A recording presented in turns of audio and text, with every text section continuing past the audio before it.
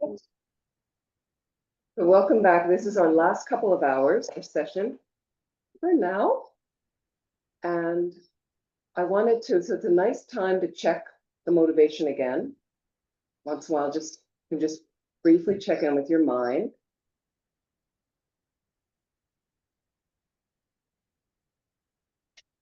And make sure you are oriented in the best way.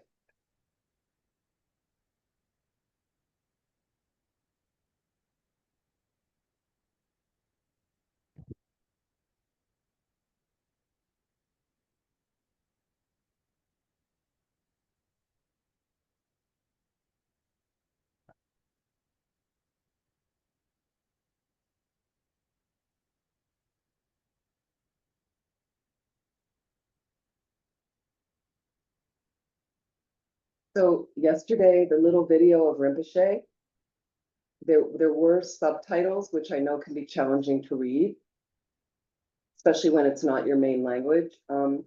Was it hard to understand, or could people follow a bit? I didn't know whether you want to watch another little clip, or is it better? Yeah, a little, okay. Because I know that I was trying in Leuven outside Amsterdam, we tried, and we didn't have a piece with the subtitles, so people were finding it really challenging. Because it is hard to understand Rinpoche when you're newer like that. Okay.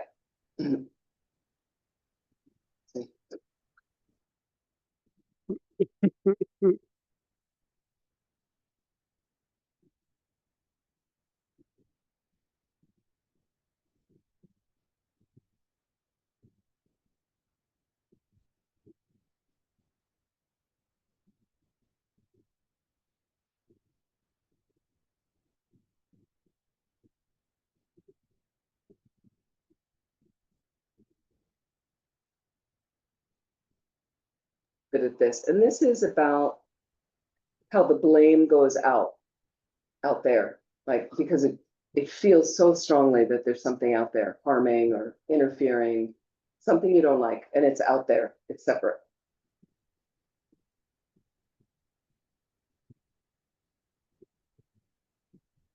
And so this is the tricky part. We were just talking about this a little bit this morning. This is part of this video. It's about 10 minutes. We'll watch 10 minutes of it. And what happens is His Holiness did not want people in the 50s to fight back against the communist Chinese. Okay? So they lost their country as a result. And His Holiness said the cause of that invasion was that the Tibetans had invaded China in the 8th or 9th century. Now, if you have the foresight to see that, that's great, but the premise of Buddhism is not harming. So any way you can ever avoid harming, when it's reasonable, when it's possible, when obviously it doesn't mean you can't discuss later with someone, as I mentioned yesterday about the abusers, but you don't allow abuse to go on, okay?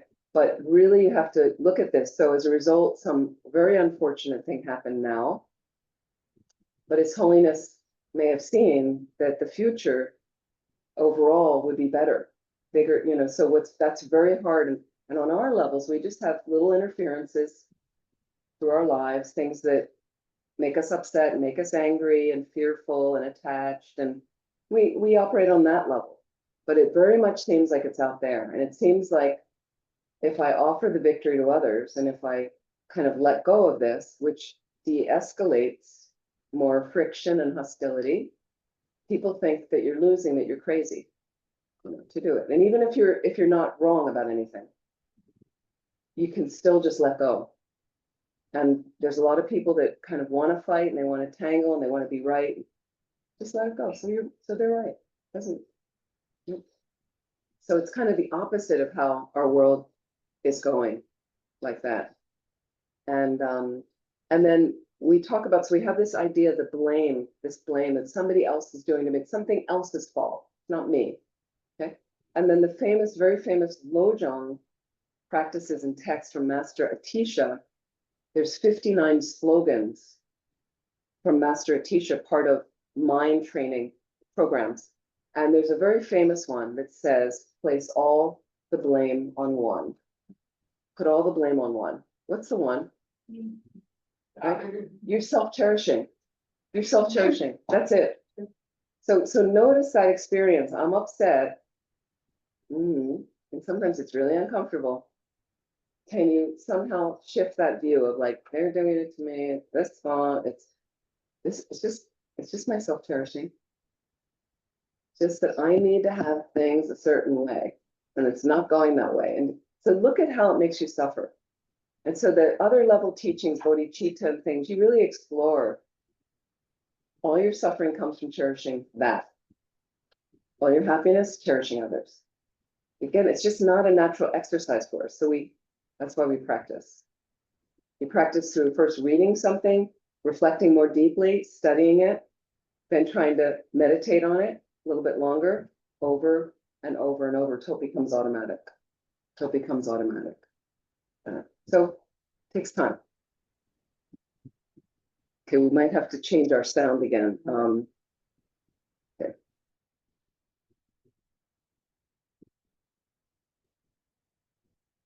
Stop the Lama Zopa Rinpoche's deliveries. So there's what I will call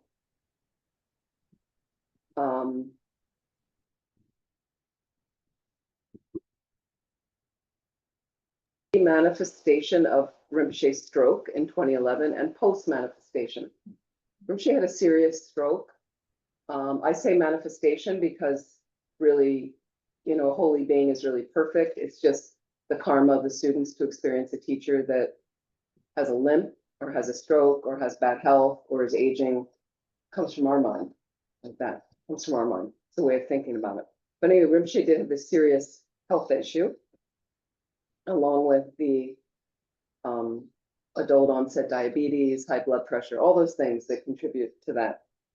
And manifested. So before the stroke manifestation, all the teachings, Rinpoche had this unique way of clearing his throat during the teachings. You can listen to old teachings. Now, something that FPMT has done in the education department is they took some of those older videos, and I just learned this at Copan, and I was told that they edited some of the clearing of the throat out of the it's edited out of the video, and also it's not in the subtitles, and it was something, it drove some people crazy, and I think it kind of weeded out people that weren't really like, and it was, I mean, after a while you just got used to it. You didn't even notice it after a while, but in the beginning there were people, I'd come out of a teaching and new people would come out and go, what's wrong with him?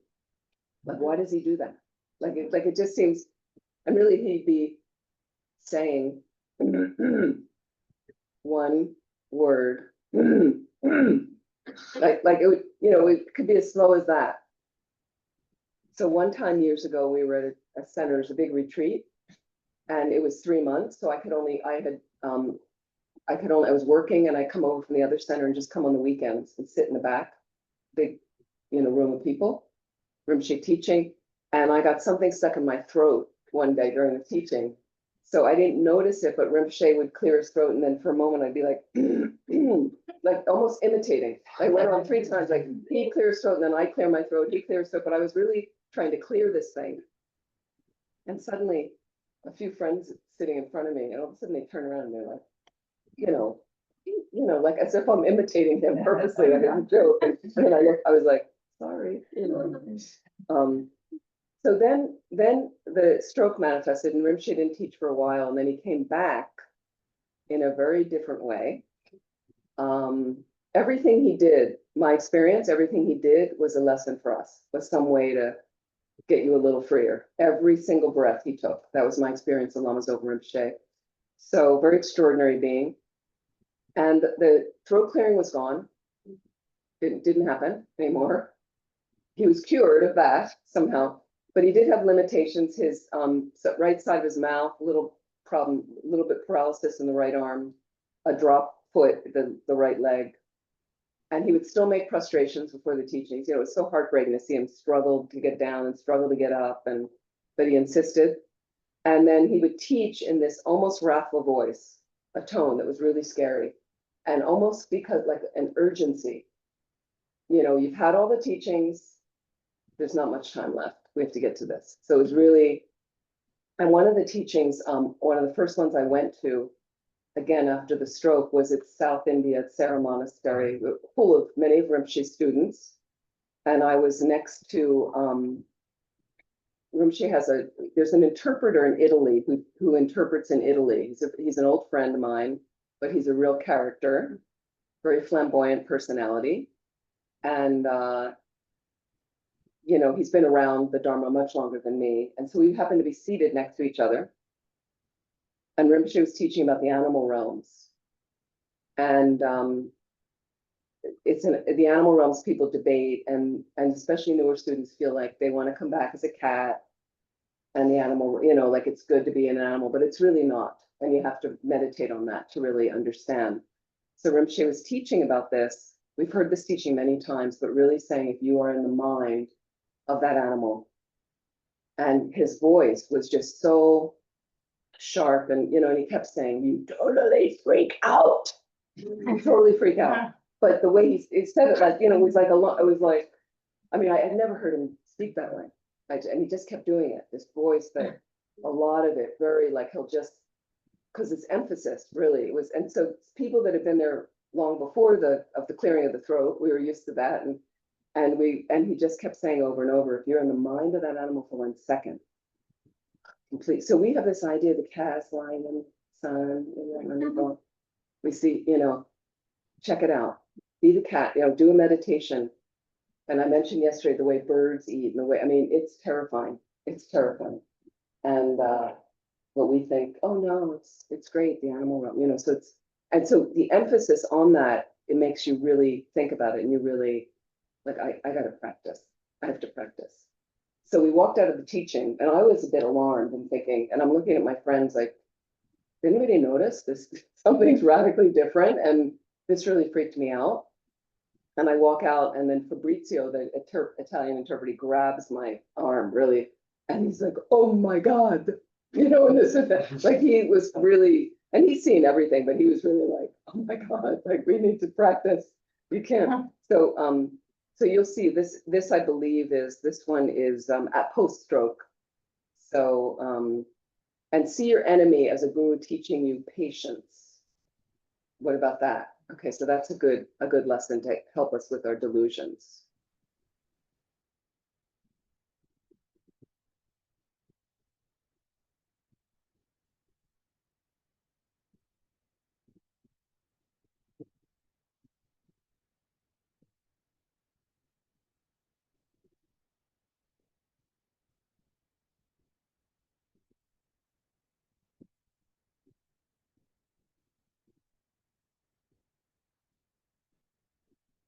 Oh, I got it. Okay, great. Let's try that again.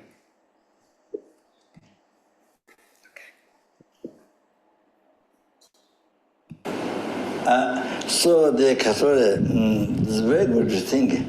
Immediately, whatever undesirable thing happened, oh,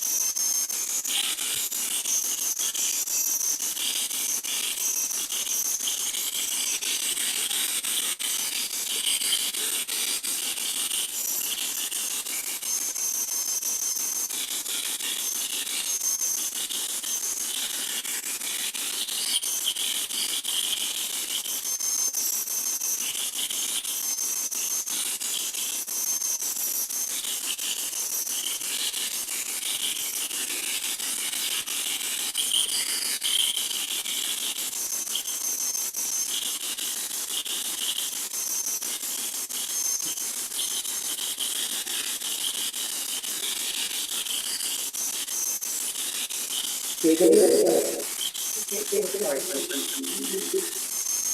Thank you. Then you, yeah, sorry. I just interrupted it. Put it all together.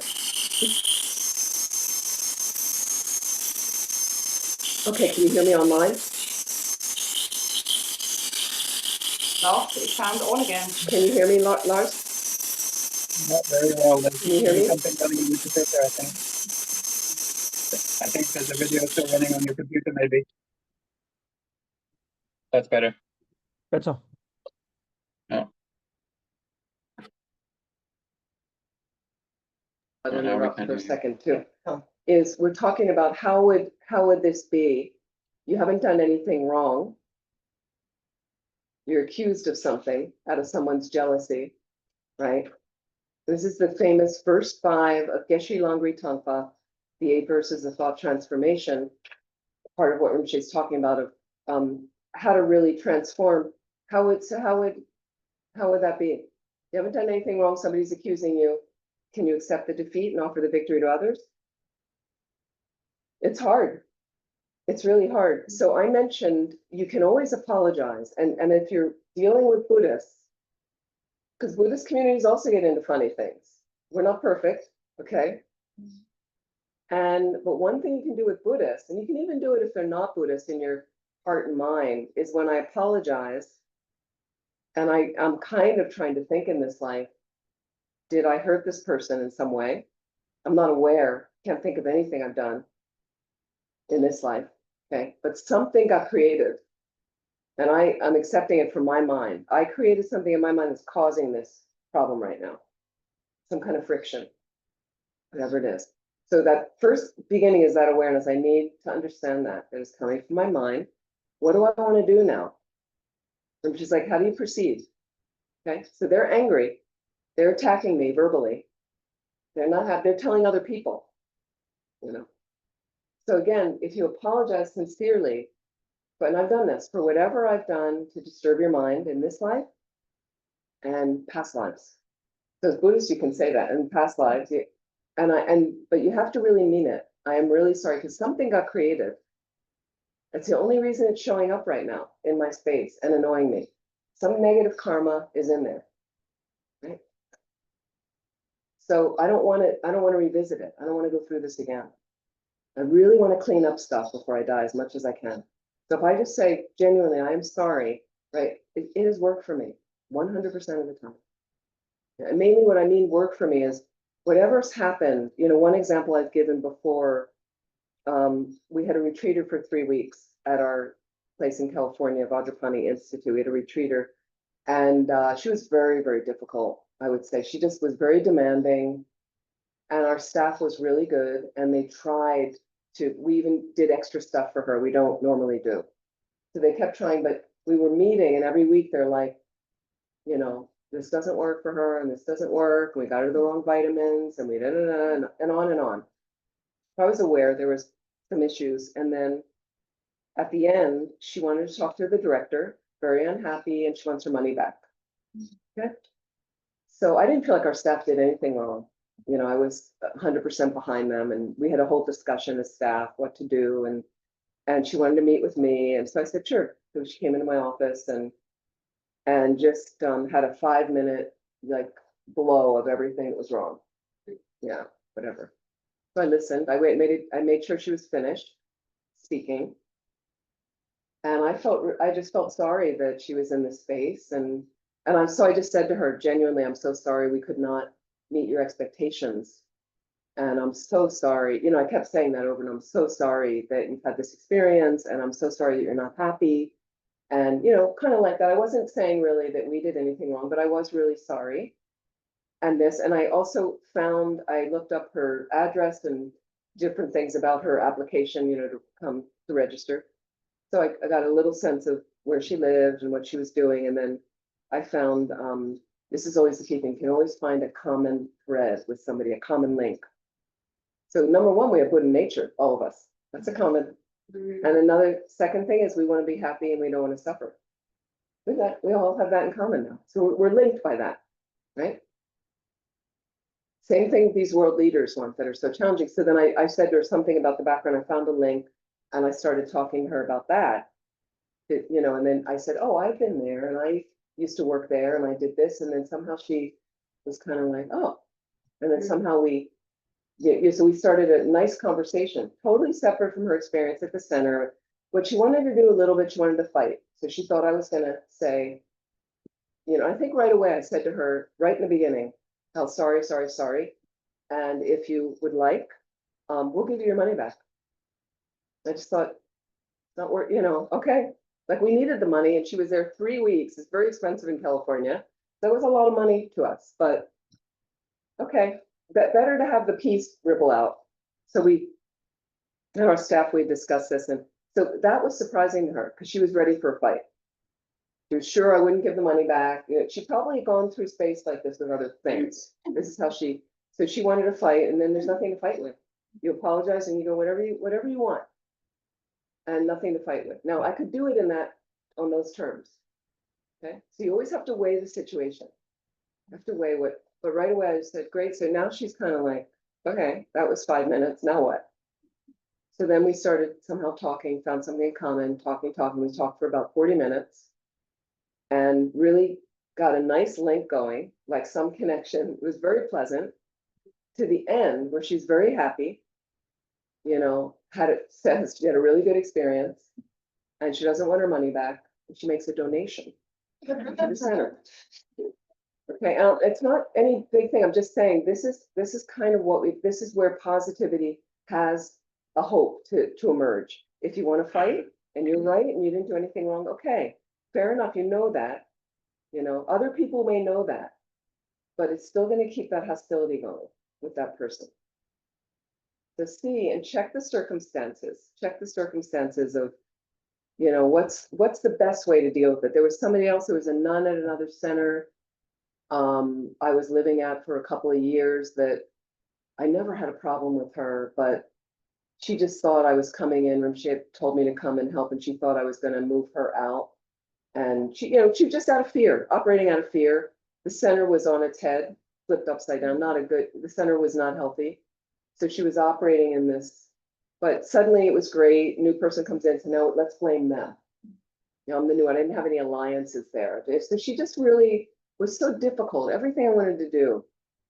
And then also would never respond to my emails. Like, you know, we have a little group of people. Can you please give me some feedback? Let me know. What do you think about this? I'm trying to create community, like involve people, make it our decision. It's not my decision. So she'd never respond. And if she did, it was always really critical of me.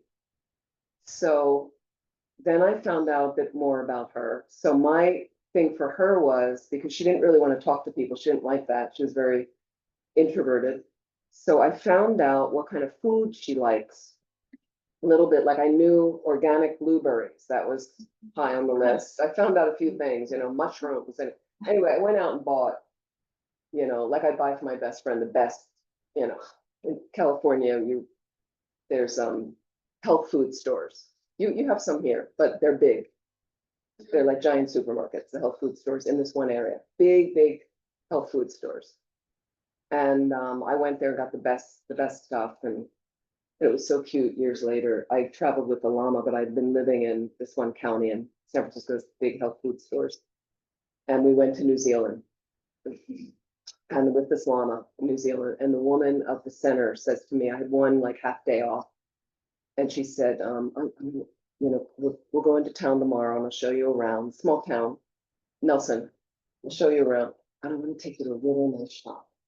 I said, whatever you'd like to do, that'd be great. It'd be lovely to see the area a little bit. And because when you're serving a llama, you don't get a lot of time off. So I said, oh, whatever you'd like to do. She's a dear friend, lovely woman. So we go around and and what I finally find out, the shop is a health food store. She wants to take me to this health food store. You know, New Zealand is 4 million people, 60 million sheep. Okay, I mean, there's not a lot of people in New Zealand, and overall, and Nelson was very small, so most of them live in Auckland. And so she's taking me to a health food. You don't take somebody from Santa Cruz County, California, to a health food store in another area. So this health food store, and we go in, and then she said to me, walk around 2 rooms, and she says, isn't it nice? And I said, it's lovely. So it's very nice. There's 2 loaves of bread. There's like 1 jar of peanut butter. There's one, it was the size of a closet in one of the health food stores in California. This health food store was so cute. I thought it was so adorable.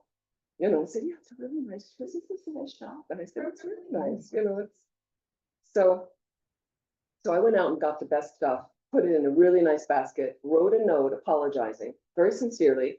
Whatever I disturbed your mind, I'm so sorry. This life, past lives, I wish you all the best. I commented on something that I knew about her positively that she had done. I said, you're so great with all these things. I meant it because I've always felt that way about her. It's great stuff. I also got a little background on her, some really, really negative stuff about her family, of how she was raised and all that. But again, you can't hang out there. It's my mind. But it helped me kind of frame my words.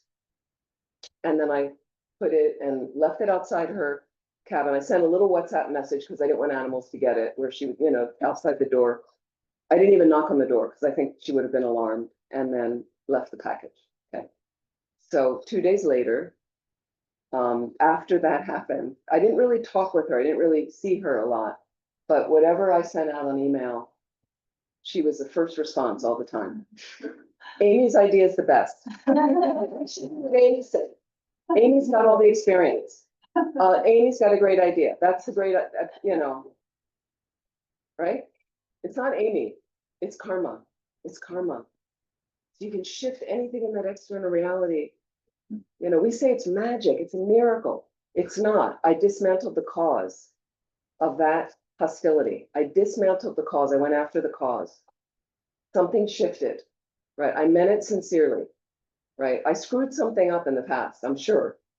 Must have. It's the only way it was coming back to me. So I really owned it, wrote the thing. Things change. It's worked for me 100% of the time, right? So a way to counter the delusion. It's not easy. It's not easy to do, but we have to try our best and think about it. And that famous story I told before in another class, in Singapore, same thing happened. Rinpoche had a student. Rinpoche came to stay with a student, very wealthy neighborhood, and was having a huge feud with the neighbor, massive, for years. And this student lived with his wife, and the wife said, Rinpoche's going to be here for a few days, so you have to talk to him and end this fight with the neighbor. It got to the point where the guy had bought a new car, and the neighbor came with his key, strapped to the side of the car. So it was getting really ugly now. They were really, and the husband of it was just pure. He was just, couldn't even. So he said, I'm not talking to Rinpoche. I gotta get this guy, and he was like plotting in his head. What was he going to do next? And so finally, somehow, good karma, the guy decided to discuss with Rinpoche. What does Rinpoche say? He says, Rinpoche, you get a little bit of how cute Rinpoche is too on the throne. The way he moves his hands, and he's so otherworldly. He was so otherworldly, so he wasn't really of our world. And one time he talked about, we want to get excited about our enlightenment. So there's ways to think of it. We want to be excited. What happens is you go, oh, there's a course this weekend. Oh, I guess I'll go, maybe. And then it comes, and then you kind of see a little outlet and go, I don't think I'll stay for the afternoon. I think I'll slip out because I've got something more fun to do. Okay. So Rinpoche said, you need, like the way you root for your football team, you need to cheer for your enlightenment. And there he was on the throne, like this. So darling, the examples he gives, and he knows nothing about football or nothing, but he knows we are lost in it. Tells the student, and he asks him, this Rinpoche's asking him about the neighbor, does he have any hobbies? Does he have any hobbies? What does he like to do? So they both golf. So he said, golf, and he said, then you go out and you buy him the best golf balls, gold golf balls, and you wrap them up in a nice box, and you write a note apologizing. This is where I learned it myself, was from the guru. And he said, and then you give it to him. So how do you think the student felt about that? Really, really happy. Smoke coming out of his ears. He was furious. And he listened to Rinpoche very respectfully. And then later the wife says, what did Rinpoche say? And he said, I'm not doing that. No. But they let it go a couple of days. And I think the student fortunately realized, the guru gives you advice. So he went out, did the golf balls, wrote the note sincerely, delivered it. I think he didn't see the guy, but he left it on the front step of the house. And that was it. So after that, the neighbor came over, so happy, had a gift for him, couldn't believe, said, thank you so much. And I'm so sorry about everything as well. And I'm gonna pay to have the car fixed. And that was it. Ended the whole feud that had gone on for years. So this is different than what our world does, right? Our world goes, oh, you hurt me, I'm gonna bomb your country then. Great. So we get influenced by that, saying that's the right way. The unfortunate part for me was, one thing I remember at 9/11 in the United States, I wasn't there, but the president at the time, George Bush Jr., I saw a clip on TV that he was standing at the site of the wreckage and then had to say, so whoever did this to us, we're going to show you. We're going to retaliate. So if I was a child at the time watching this on the news, the message to me is the president of the United States says that revenge is good. That must be a good thing, revenge, that you get back, because the president's saying that. And everybody voted for him, even though they really didn't, but okay. So you think about the messages that have been going into us subliminally, actively, all the time. And so to be Bodhisattva warriors, we have to put armor inside. That's our practice. As His Holiness the Dalai Lama says, that's your inner mental immunity. That's what you have to build up from your practice. That's why we have to study, meditate, learn, read, discuss with other students, ask questions to build up the mental immunity. So we're convinced that, and then you start proceeding and acting from there, because the rest of the world's kind of going the other way. And that's just the karmic makeup as well. Okay, but that's why Buddhist centers are so important, because you come here and like-minded people to remind you, and you can tell them about what happened at work. And we used to discuss this. I had this happen. And then a friend will remind me, well, what are you going to do? Is it the boss or is it your mind? So it's very helpful, those kind of things. So think about armoring, inner armor, to build up my mental, so I have my mental immunity. That's significant. And that's the only kind of armor Bodhisattva warriors have. Bodhisattva warriors, they don't go to war with other people. We go to war with our delusions. That's the inner armor. So we're going to go back to another little clip. Thank you so much.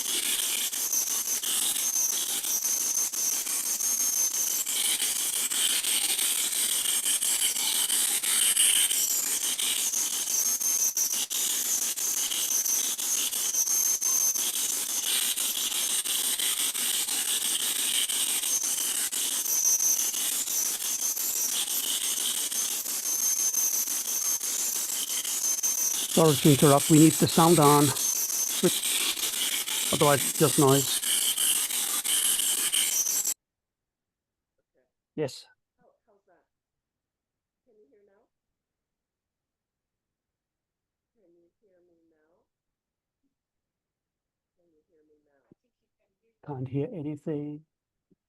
Can you hear me now? Can you show with your hand? No, she can't. Okay. Okay. Let me know when you can hear me. Okay, great. Thank you. So what I was saying, I was asking how many people have been in some teaching with Rinpoche, and a few people here have, and I was just saying, and Lars as well, a unique being. So I'm starting to show videos the last couple of years, and organization so kindly has subtitles, so a few of us are using them. And this is a way to at least connect through the video. But a lot of us feel when you get the right video, it's a little bit like Rinpoche's there. Like, it's just so, I miss him so much sometimes, but just to see how kind of darling and how eager he is, and his humor, and then his kind of intensity. And so it's nice to just have a little bit of that to spread around like that. So I hope it's helpful, that connects you a little bit with the energy. I find you can still get quite a bit, because I went through early years, I went through a lot of Lama's videos, Lama Yeshe. So there's Lama Yeshe and Lama Zopa Rinpoche, and they founded our organization. Lama Yeshe was senior to Lama Zopa Rinpoche, who was really Lama Yeshe's heart disciple, but they were a team from what I've heard. The sun and the moon is what I heard, and very different manifestations. Rinpoche being more the yogi. So Lama was very extroverted, very out there. And then I watched a lot of the videos, and it really gave me a sense of Lama. Also hearing the stories from students, but the videos, I could still get his presence to see, even though it's not in person. So I think that's helpful at times. So seeing what Rinpoche's saying, it's radical. It's a radical approach. Okay, how we work to counter delusions, and I think really helpful. He's also talking about, in that case, the 8 verses, and we're talking about the 1 verse 5, but again, it applies to us countering delusions. So think about in the future, can I offer the victory? Can I just accept the defeat, let this go, because it tends to de-escalate the issues. And figure out, be creative. You're all intelligent here. Be creative in how you want to counter that experience. I mentioned the nun and buying her this thing of the food that I felt was appropriate for her, and the neighbor buying the golf balls, at the suggestion of Rinpoche, and the one retreater we had. I didn't need to buy her anything, but just having a conversation with her and finding some common ground to healthfully connect with her, so she'd have some positive connection, because otherwise she was just really sitting in her mind. So, it's a way, so suddenly breaking her out of that. I can't control her mind. That wasn't my responsibility, but I genuinely, you care for people, you try to help in some way, and we do it in our limited way, whatever we're able to do it. I'm not a Buddha, but you just try. And sometimes you make mistakes.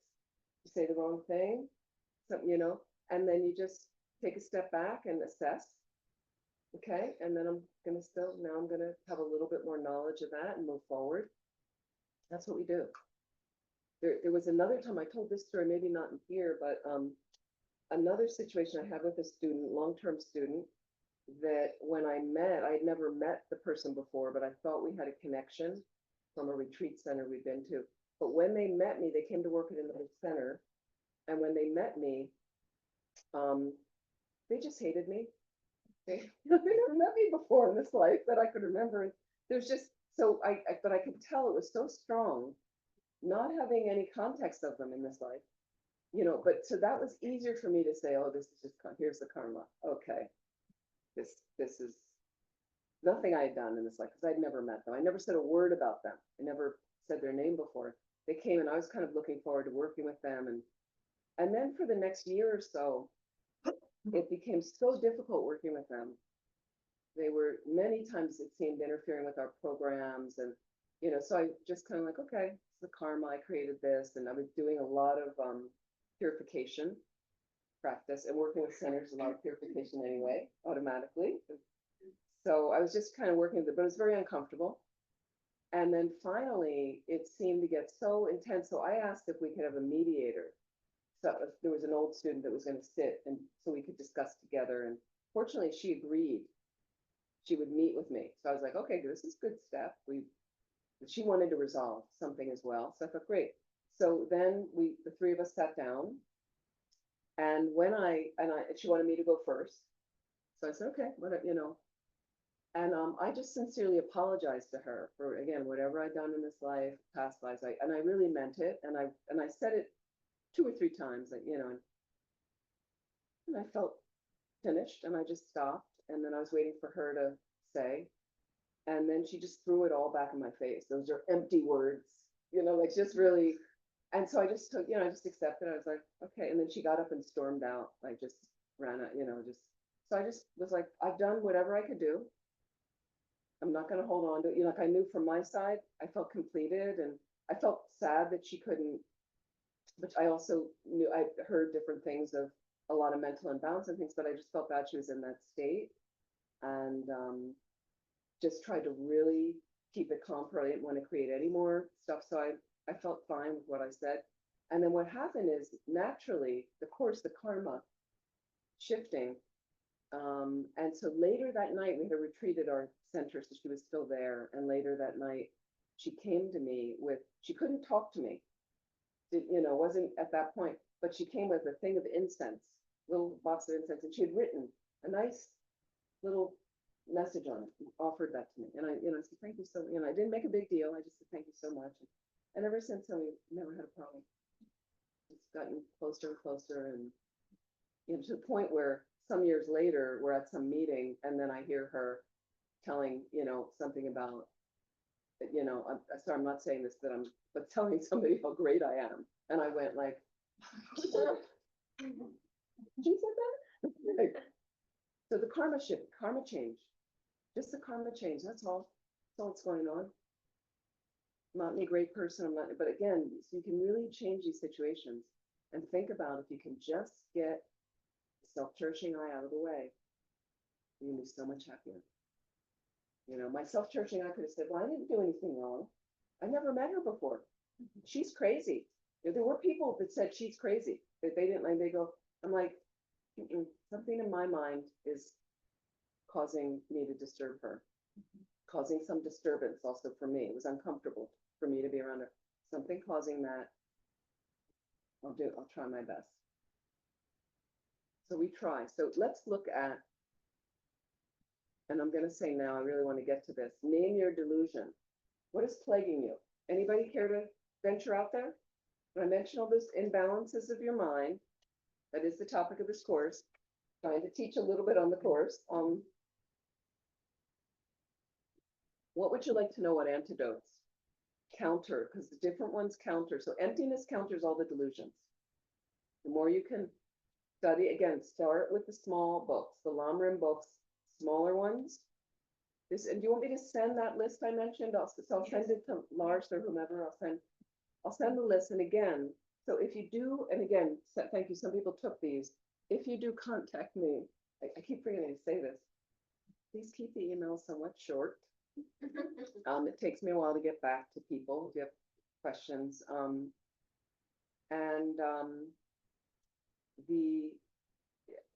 Please, there is an email there, so you can contact me via email, probably the best way. If you do see things on Facebook, I don't respond on Facebook Messenger, so do not include me in groups, do not invite me to events, and don't contact me that way. I won't respond. So it's just too much coming in like that. But the emails I do see, that's a better way. And I know a lot of people don't use email anymore, but I still do. So that way I can keep things organized on the computer. So to help with antidotes to your delusions. What's happening for you? What do you need to work on? I have to find that balance.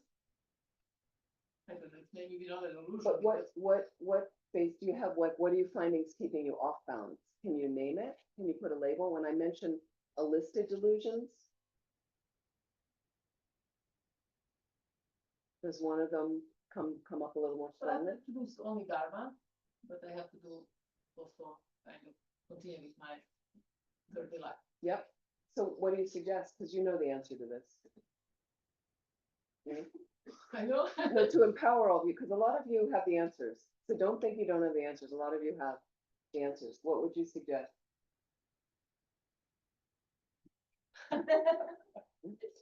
What can you do? Think about what you can do. You've got so many hours. Time management skills. And I'm sure you have that with your job, correct? You know there's a certain amount of time I need to do this, this. Okay, Yeah. but again, you do the best you can. Now, if somebody's really, really bad in time management skills, and some people are horrible, get a little help with it. Find a friend that's got, to set some boundaries. Our teachers set boundaries. It's really important to do it, seriously. But you need to practice that too. You need to, and it's not easy for people that don't have boundaries. So there's times I get a little lost in the requests I get to teach. I always want to say yes. So then I have to kind of say, and I'm about to do this with one center now, later in the autumn, I realized I kind of said, okay, let's check that weekend. And I'm realizing I really can't do it, but I'll do it later. I'll do it early next year, but I'm realizing it's just too much. So again, you can always change. I made a mistake. I'm sorry. I'm really too booked at that time. But so really hold firm and practice a little bit, whether you want to practice on a cushion saying, no, I can't do that anymore. You might need some exercise in that, which could be some professional skills, some training. So that's also okay. Get coaching, something like that. I do some of that on the side for people because I run some, NGOs and things like that, that helps to set the boundaries. So the thing is with the time management skills, I'm kind of looking at, do you have certain hours you have to be at work and do your work? Yeah. Okay. And what are those hours roughly? Usually from 8 till 5. And do you hold to that? 8 to 5? Yeah. Okay, so then you know the rest of your day, what kind of time you have. What other commitments do you have? Family you're Yeah. cooking for, taking care of? Yeah. So how many kids? And 2. How old are they? And they are 18 and 14. 40. No, 14 and 18. 14 and Yeah. 18. Okay, and do you have a partner helping? Yeah. Okay. So can you divide up with them? Yeah. The women end up doing most of the work, right? Unless it's 2 women, right? Right? But I mean, can you discuss clearly with the household, the kids help a little bit? A little bit, but not too much because they already have enough to do Okay, in the school. okay, but they could help as well. I helped when I went to school and I had a lot to do. So watch that mind of like, I'm gonna do it all myself and I don't wanna ask anybody for help. Do you have trouble asking other people for help? I mean, you might not, just, No, not really, but they usually have feedback. No, again, I have something I need to have feedback, but and I really don't want to put a lot of pressure on them to this is my. okay, and your partner? He's already have sleeping problems, and and Right. that's why I try to. So there's always an excuse. Yeah. No, seriously, no, this is what the mind says. There's always a reason why I have to do it all, why I'm gonna be stretched. So again, you can either express to them, that like, can you pick up this part? Can you just do this? It doesn't interfere too much with sleeping problems, because that can be serious, I know. So can you just do this much and then organize the rest of the day to just start small with the practice? Wedge it in there. Like that, there's going to be some time when you come home at 5. 5 is a pretty reasonable time, I think, to get home. I know people that work till 7 or 8, going in at 8 in the morning, so 12-hour days. So 5, right? How long does dinner take? An hour? And Yeah. preparation hour. Okay, so we're at 7 o'clock at night. Now what's happening? I go to, Oh, whatever. Either I go to do some physical exercise. okay. But I'm still in practice or studying something. Okay, so that's helpful. So I mean, that's how if you're working full time with 2 teenage kids and a partner with sleep apnea or sleep issue, it's going to be a little different. But the kids are going to grow up in a few years and be grown up. Then you're going to have a little bit more time. So people with raising kids, that's going to be an issue. For a while, you're going to have less time. But again, you're here right now. That's fantastic. I mentioned this maybe yesterday, a single mom I knew in Vermont 3 young kids. So she found the value in coming to weekend retreat. She would actually come and stay with us for 2 nights because it was rural, that area. So she found the value and she set it up every 6 weeks. She came for a weekend retreat. It was a program we organized. It wasn't on her own weekend. She found people that took care of the kids and she just set it up through the year and asked them, like, I need this weekend. This weekend is the next program, that one, you know, and I was so impressed with her. So it is possible. And sometimes you just have to insist, set it up in the thing. And it sounds like you've got some practice going on. So yeah, you do the best you can. Do the best you can. And then when you get a little bit more time, where the kids are grown, then you get a little bit more time. Then I'm going to go away and do that weekend retreat elsewhere or that week long. Then I get some retreat time on my own and learn how to do that. Yeah. Okay. You try your best. Okay. What else is happening? Nobody wants to be picked on. Sorry. No, but it's useful for you if you go, you know, fear is my thing or attachment is my thing. So, You just get it. Fear. Yeah. So for me, like something would happen to the kids. I have like kind of an exaggerated fear of car crashes, for example, fear of death generally. Yeah. How many kids do you have? 2, How old are they? 14 months and nearly 4. Oh, that's right. Yeah, Yeah. yeah. Oh, that's amazing, amazing. So the thing is, so here's the thing, and I would think for me, being a parent on the planet right now, it's a big time. Unfortunately, you live in a pretty safe area, okay? But I think the natural mind of so many parents I know is you're concerned about your kids. You want them to protect them and be safe. And there's a lot of stuff out there that can happen. What can you do about it? Not much You really. can't do much about it. They have their own karma. Hopefully nothing happens. Most people, nothing happens, right? But the main thing is you get them in. I don't know if you have a car. Okay, no, so they're on public transportation with you, and you have your holder, and you have them on and you take them along, and you do the best you can, and you try to, maybe you're trying to go sometimes at times when there's less people. Maybe you choose, you know, so, and that's all you can do. There's nothing you can do about the other stuff other than being a wise, skillful parent, raising your kids in the best way. And then what you can do is those bubbles of thoughts come up. I would call it free floating anxiety. Sometimes just worry, fear, because the world's got a lot of stuff spinning around. Let's try to more and more release myself from those bubbles. Bring yourself back to looking at the calm mountain lake more and more.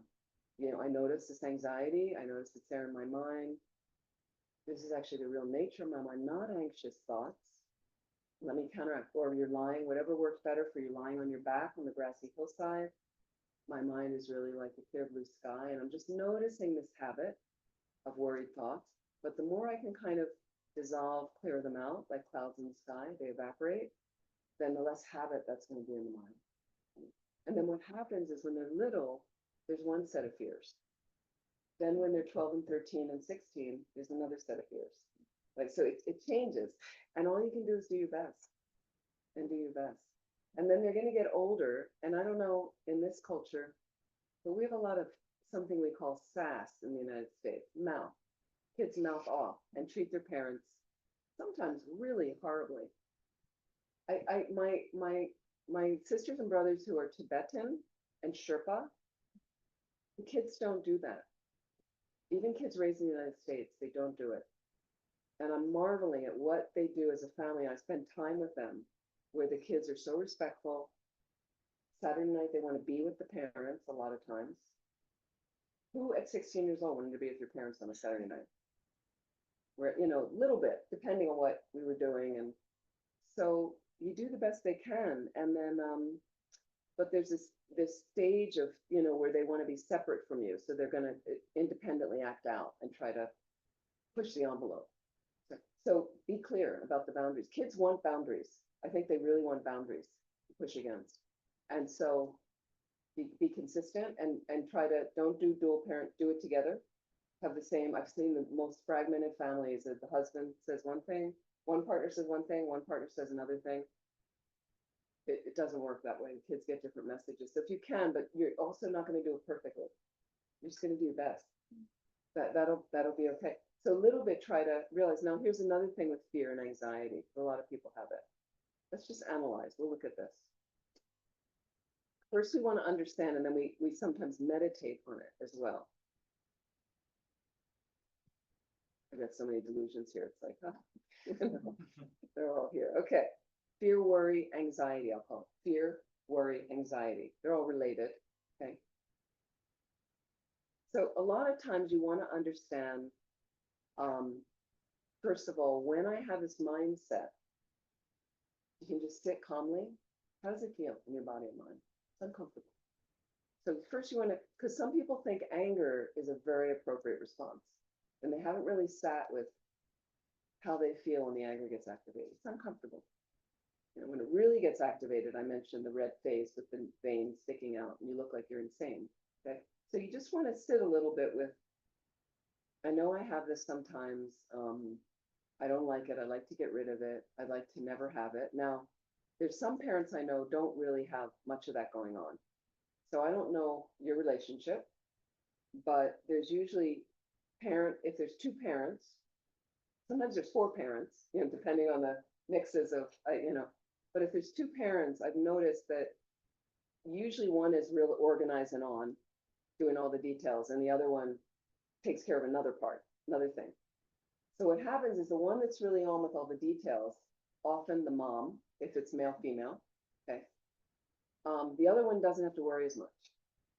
Because the other one's kind of going, I know, but she didn't get into school last year. And now we have to do the entrance exam. And now that in order to do that, we have to do the application. And it's due by next week. And I don't have the time to do it. And I'm also working full time. And you know, okay, so but at least you have these roles, you know, at least if you can communicate clearly with the partner. So a little bit like and maybe they can also help alleviate, you know, if you say I'm worried about this.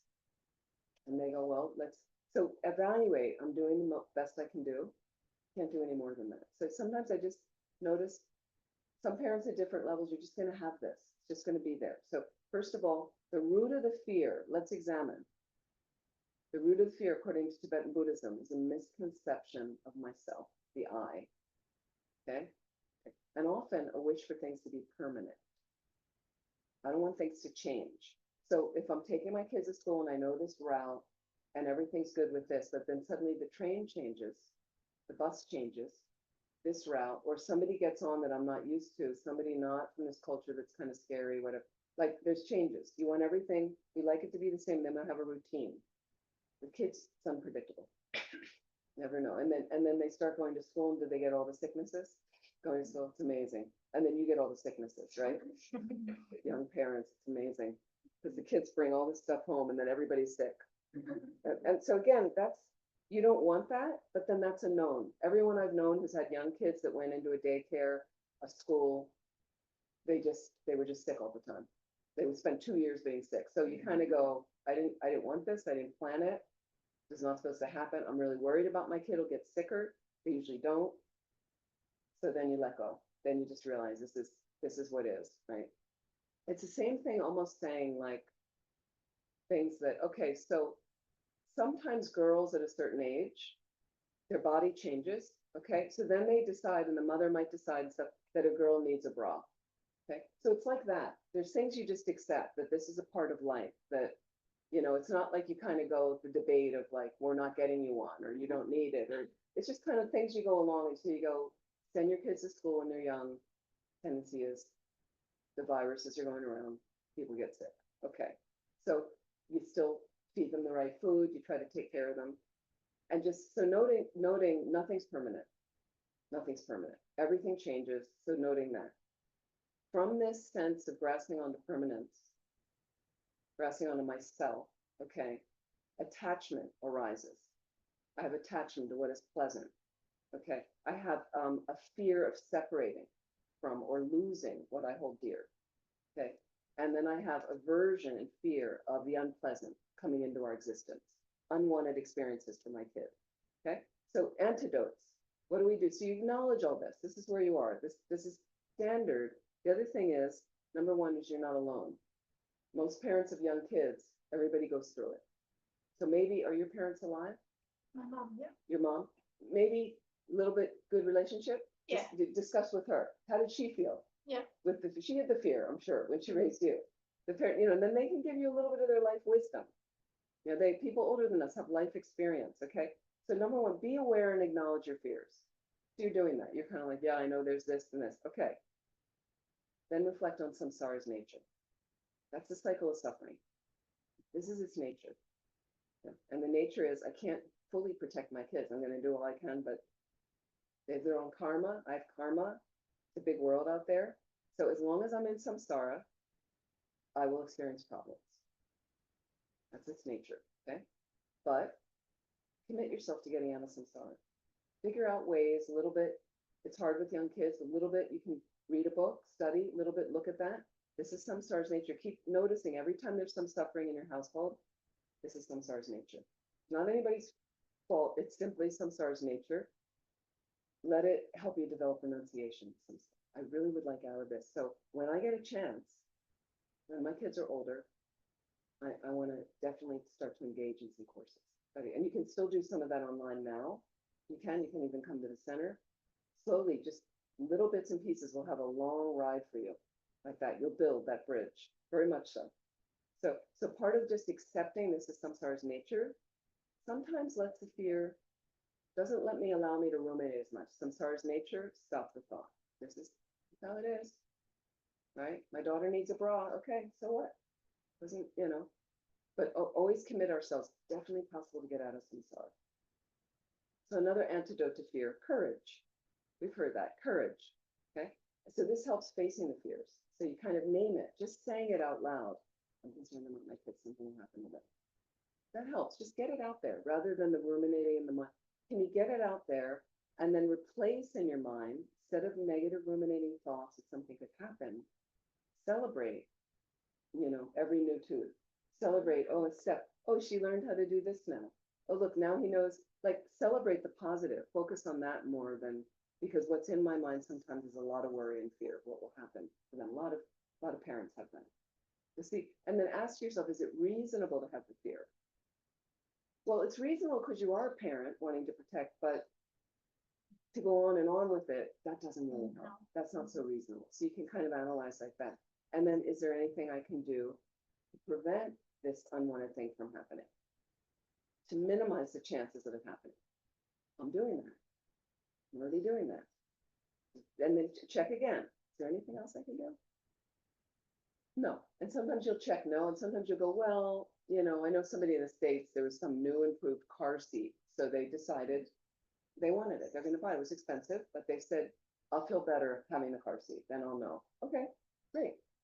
You want some new thing, you take them in that doesn't drop the bottoms more stable, then get it. And you decide if you can get it or you save up for it slowly. Then if there's nothing, I realize I've done everything, nothing I can do, back to the clouds in the sky. Let it go. Let it go. Just see the thoughts come up slowly. Oh, those meditations are helpful. The one by the lake, the one with the clouds in the sky, really help us because they're easier to do, so I can quickly pull my mind in there when I need it. Whether you take a little bathroom break and just, deep inhalation, deep exhalation, it's going to be okay. I'm just let that negative thought go. Okay. The other thing is, if it keeps coming up really heavily for some people, worry, fear, that's also the way some people are just made up. Some people have more of that in the mind. Sometimes I can just accept, this is me, right? I don't have to give myself totally over to it, but I'm just a little bit more wired this way. It was like my mother and father. One worried, incredibly worried. I mean, sometimes it's like, please, the other one, he didn't have to worry because the other one worried. So sometimes I'd be in late at night as a teenager, come back late. My mother never went to sleep till the last kid was in. She wouldn't go to sleep. She would doze off, but the light would still be on and she'd be waking up. My father was out, gone, hours, done, nothing, unless she woke him up, unless there was a reason. He didn't have to worry because she was going to be up. So people balance. You can also say to your partner occasionally, I need to get some sleep tonight. Can you wait up tonight? They're going to this special party. And okay. Another antidote, fear and worry, taking refuge. Cultivate the practice of taking refuge. So what does that mean? So there's a refuge module of Discovering Buddhism. You can do it online. You can do it in here, refuge module. So what it teaches you about are the qualities of Buddha, Dharma, Sangha. We call them the 3 jewels of refuge. Triple gem, it's all the same. Rinpoche now calls the three rare sublime ones. They're very precious. So conventional Buddha jewel, Shakyamuni Buddha. Okay, so you go, I don't know much about the Buddha. So you read a little bit, life story of this prince, very inspiring, left his family, kingdom, things like that, and saw that it was more valuable to figure out permanent end to suffering. Took him about 7 years based on that, found out, got enlightened, then he could really help. Then he could really help like that. So you kind of go, well, that's quite a story like that. And we're not that different than the Buddha, really. Some of you left home or you tried different things because you thought it would improve yourself. It's similar like that. So taking refuge. Then we have ultimate Buddha jewels, the omniscient consciousness. Omniscient mind. So there's conventional refuge, ultimate refuge. Okay. So Shakyamuni Buddha is one, omniscient mind, ultimate. Then Dharma jewel. Conventional, the teachings, our philosophy. So you study a little bit, read the philosophy. On the list I give, just look at the Lamrim outlines. Then it's like a cheat. It's a little spiral bound, but it's a booklet. But in there, it gives you kind of the pith of the Lamrim. So I don't have time right now to read these books, but let me familiarize myself. It's all there, page after page. All the topics are there. So you read Precious Human Rebirth. Oh, 8 freedoms. What are those? What's that mean? All these things. So ultimate Dharma jewel is emptiness. Teachings on emptiness and the realization of emptiness. Okay. Then then Sangha jewel. Conventional Sangha jewel, your community, spiritual community, or monks and nuns. Ultimate Sangha jewel, Arya Sangha, noble Sangha, those who've had a direct perception of emptiness. Okay. So then you could look at that of refuge, and refuge is in the Lamrim outlines on this list. And then there's also additional things. There's one of the books I list is called Lamrim Year. Lamrim Year. Some of you have heard about it. Okay. It's a book that Rinpoche, again, trying to shortcut our path because we're lazy and no one is meditating on the Lamrim properly. So what he did is he came out with Lamrim Year. These students put it together and you just short little meditations from him, Lama Yeshe, and you just read that couple of pages and that's your day. Then you take that through your kids and everything, you try to remember it during the day and you go through, take a whole year. There's 365 broken down like that. Fantastic way to get the Lamrim into your mind. It's little bits of thinking. I would say realistic practices. So that can help as well. And you could look at the ones on refuge. Because look at what we do seek protection from when we're suffering. When you have a problem, what do? Big problem, small problem. What do you tend to do? Talk to your friends and family. Right. You're like, I call my mom. Of course, we go to friends and family, number one. We go to friends and family. Are they omniscient? So think about it. Is their mind unlimited? Are they highly realized? Now, they may have more knowledge than us, more experience, great. Some of them really selflessly care for you. Great, right? But some of them have an agenda. So they're going to advise you based on that agenda. Okay, and their minds may be limited. So they give you some support, some resource, but sometimes not enough to really undo the problem. So just explore that. That's not bad. But then what else do we do? Is that all we do is go to family and friends? What do you do? Sometimes I clean. You clean, yeah, of course. We clean, we cook, we eat. Okay, that comes after cleaning and cooking, eating. Eat. We take recreational drugs. We get into exercise. We walk in nature. We go swimming. We binge watch videos. Right? We play computer games. There's all kinds of things. Some of those things are healthy. By the way, some of them are helpful to they don't totally solve your problem, but it gives you some space for the mind. Okay? Okay, what about Dharma? Good refuge? Good support. So think about, so which of those activities that you're reaching for, which ones are not so great? Can I just reduce a little bit of that and then try to increase these? And it's a process. You have to be strong. Bodhisattva warriors are strong, going, so much easier to just lie on the bed and get the thing, but no. Get yourself up, do the thing, go out for the walk, do whatever. It's easier to grab the candy bar than make something healthy to eat. Make something healthy to eat. You'll feel better. Now, occasionally we have little lapses. It's okay. So don't be too hard on yourself. But when you do it too often, you start feeling lousy about yourself. Okay? That's refuge. Taking refuge helps with fear and okay. Again, think about karma, the law of cause and effect. Kids have their own karma, you and your partner have your own karma. Hopefully it's great karma, and you can keep creating positive seeds in there so that more and more happiness comes, pleasurable experiences like that. But if a negative thing comes up, it's just a result of negative karma. And then what you're going to do, we're not going to freak out. You might have a little freak out, especially when it's your kid, if it's serious. But mainly what I'm going to do is figure out, what do I need to do? You know, and I'm going to take action once again with compassionate wisdom. Compassionate wisdom. You know, my nephew was badly bullied in middle school, like around 11, 12 years old. Really, it's really hard one. It's really left kind of a thing on him. But and so the parents, they kind of, you know, right away stepped up. What can we do? Working with the school, what do they do? You know, you do your best. Like that happens a lot. Happens a lot. Or your kid gets sick, you know, some of the worst stuff that happens. And then again, you talk to the medical team, treatment, what's possible, you know, try to be a little relaxed around your kid. So often the kids are amazing. Sometimes kids are incredible and we're proceeding with what we can do. Hopefully treatable like that. Sometimes karma, there's some instinct from past lives that comes in, some seed from past lives. You were mauled by a bunch of dogs in a past life. So you might in this life be a little afraid of dogs. Could come up like that. So sometimes you realize there's just some fear and nothing really that I remember of any trauma in this life could be coming in from past life. Ultimate fear is death. That's a big one.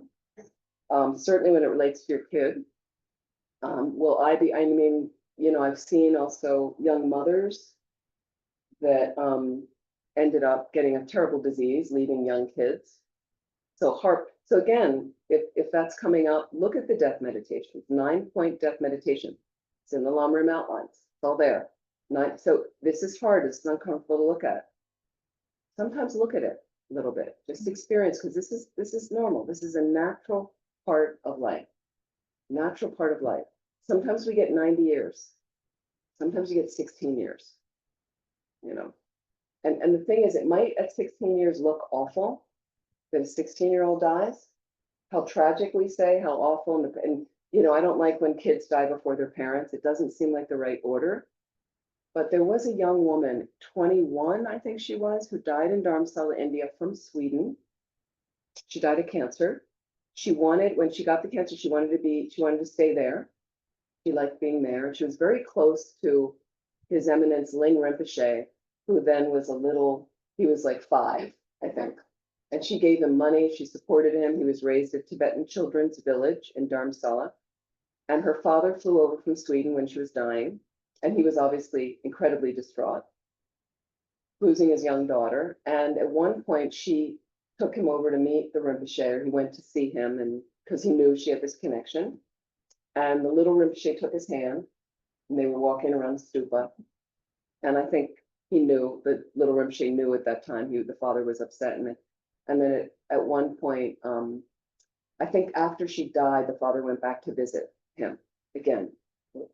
And he was transporting her body or whatever he was doing. The little Rinpoche then grabbed the father's hand and looked at the father and said, Karen was her name. And he said, she's really good now.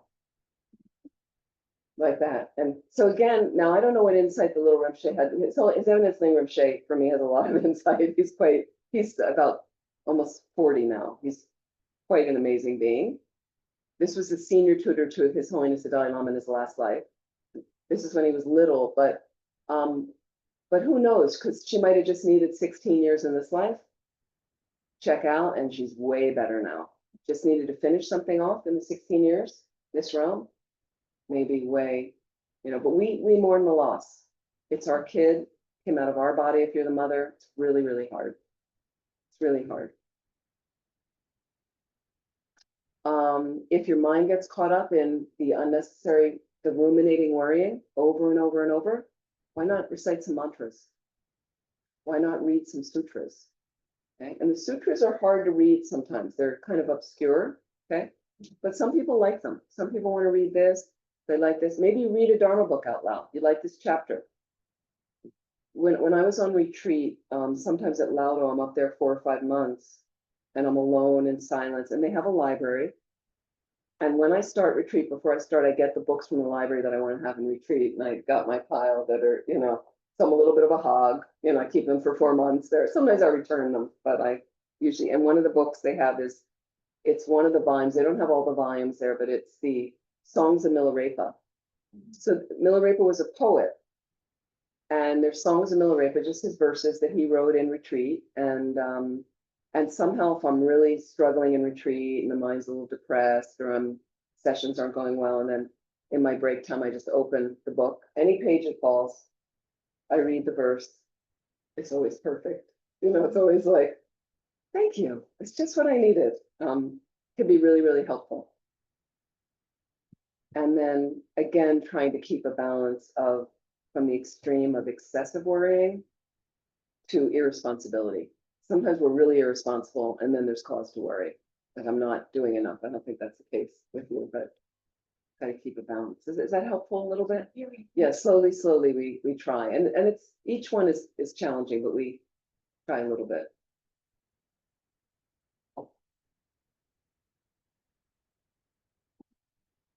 Another delusion?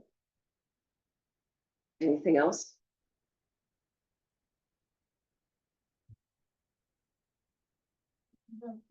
No, go ahead. No. So, No. Okay, what about jealousy or egoism? Are not the same?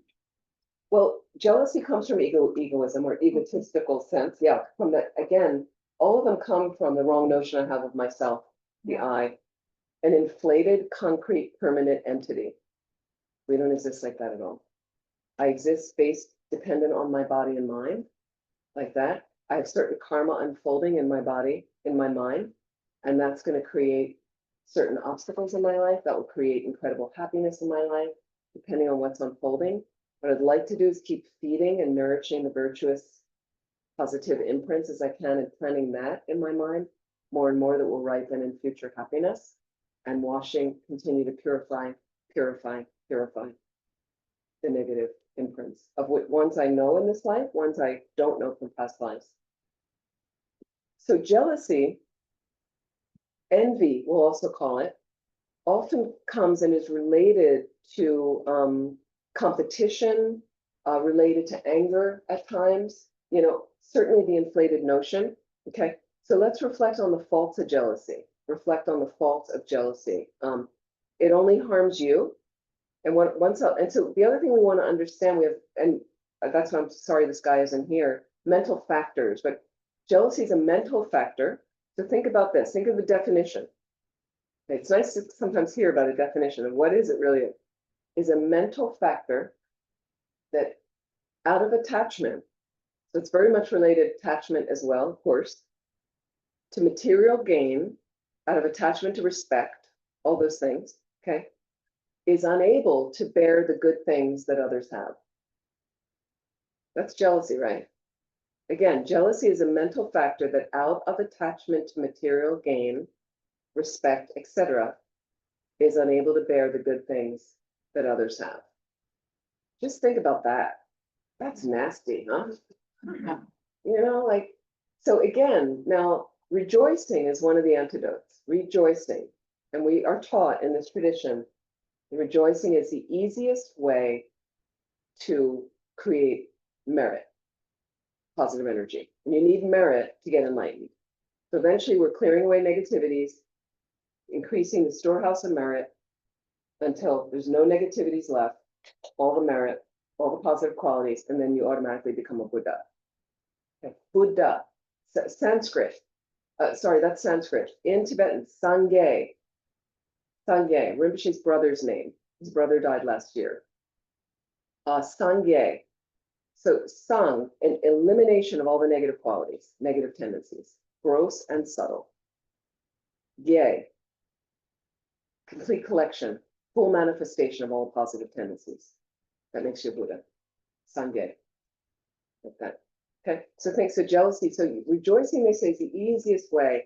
Okay, so if you're not involved in the center much, but you hear people are helping the center, they've been volunteering, they cook the food, they clean the space, they did this, they organized this, they put the social media up, they, and you go, that's so great. And you really mean that. That's so great. You get some of that merit, and just from doing nothing. You hear about people making 100,000 frustrations in Bodh Gaya, India, which happens most winters. People are there for 2 to 3 months. I used to live there over the winter and do lots of practice. We have a center there, Root Institute, and you hear people are doing all these Nundro preliminary practices. I'll talk about those in a little bit. And they're doing all these prostrations, and you have no interest in doing prostrations, and it's very hard work like that, but you hear they're doing it and you think, how wonderful, you get some of that merit. Okay, so rejoicing. Now, rejoicing, some people are not natural rejoicers. Okay, so you practice. Okay, again, so a little bit, and eventually actualizing the practice. Eventually, from the practice, you actualize that mind state. You actualize the mind state. Anything we've done well, we had to practice and rehearse first. So we did it over and over and over. Okay.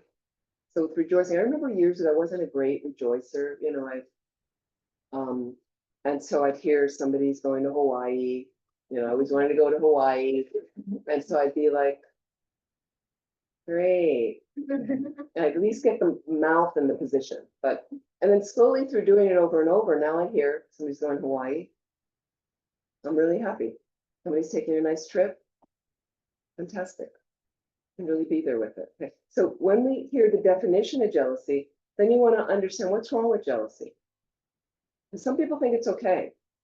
I had an old boyfriend that would say to me, if you really loved me, you'd get jealous. Misunderstood jealousy, didn't understand. He was very possessive. So he thought that's the way you are. That shows affection and love. I just felt strangled all the time.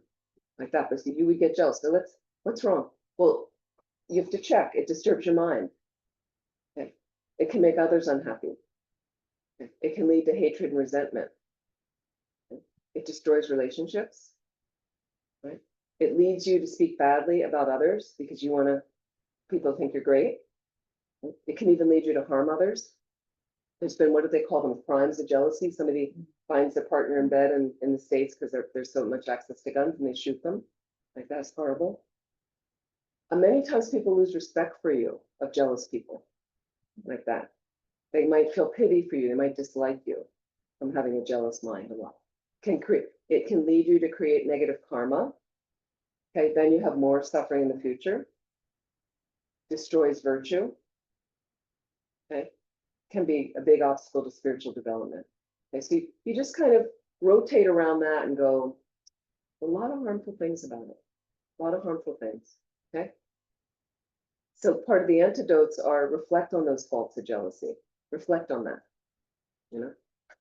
And also notice it really only disturbs you. It only affects you and harms you. He could be jealous. I was thinking this old boyfriend years ago. He could be jealous, and I sometimes would feel a little guilty about that. I wasn't really doing anything wrong, but he could be jealous, but it really affected him. Didn't really affect me that much. I'm like, I'm not doing anything. What's the problem? But he would be stewing about it. So think about that, of what a disturbance in your mind. Another antidote. Some of these are similar. Remember karma. Remember karma. So everything happens due to causes and conditions. If the cause is not there, no result will follow of that. Okay. So what I remembered was years ago, a couple that was at our center had been married about 23 years. They had 3 grown kids. After 23 years of marriage, he told her he didn't want to be with her anymore. He didn't love her anymore. And he was having an affair with another woman at another center. Yes, Buddhists do this. At another center. And this woman, his wife, had hosted that woman at her home to stay during a big retreat we had because we were limited in housing. Can you imagine? Right? So, through jealousy and, through sexual misconduct, we create these situations. And she was completely distraught. She went to Rinpoche and she explained, rolled the whole thing out. And then the first thing Rinpoche said, so you want the Lama to be, oh, I'm so sorry. And sometimes they do that, depending. Okay, so, oh, I'm so sorry. And that's what she wanted. And Rinpoche, the first thing he said to her was, what did you expect? What did you expect? Right? And she was shocked. She told me she was, and he said, this is samsara. We keep thinking we're going to get something good in samsara. Give it up. It's not there. Now I know Swiss chocolate, Swiss cheese. I know it's delicious. Okay, so we get fooled. And I go, this is so delicious and wonderful. Mm-mm.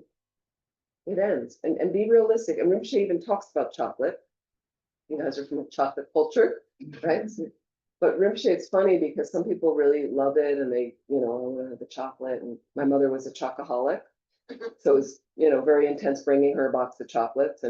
But then Rinpoche said, and this is with anything, be realistic with all your pleasure, be realistic. So with chocolate, Rinpoche said, the pleasure, okay, it's from here to here. That's it. That's short. But we load it up. Oh, I don't have my chocolate. No. Did she bring them? Did she bring them? We ate the last chocolate. It's just here to here. It's nothing. Once it passes here, it's a little aftertaste. It's gone. It's over. So many samsara pleasures like that. But we're hanging over. This is going to be great. As soon as I get the bigger thing, this is going to be wonderful. And once I get there, it's samsara. So he said, what did you expect? This is samsara. That was a big shock for her. And then the second thing he said to her, karma, he said, well, you did this to him in several past lives. You cheated on him and you left him. And he, like many lifetimes, he said you did it to him. That was an eye opener. She wanted the soothing, I'm so sorry, dear. And so you really had to, so to really work with it, she's a great practitioner now. She wasn't practicing that much before when she was married. Her husband was the practitioner. Not to say she was always doing something else, and then something that flipped everything for her. And oh my goodness, she's amazing. It's amazing. So sometimes something like that, unfortunate, can really lead to some incredible benefit. Okay, if you know how to ride the wave the right way, right? Really incredible. So think about karma, law of cause and effect.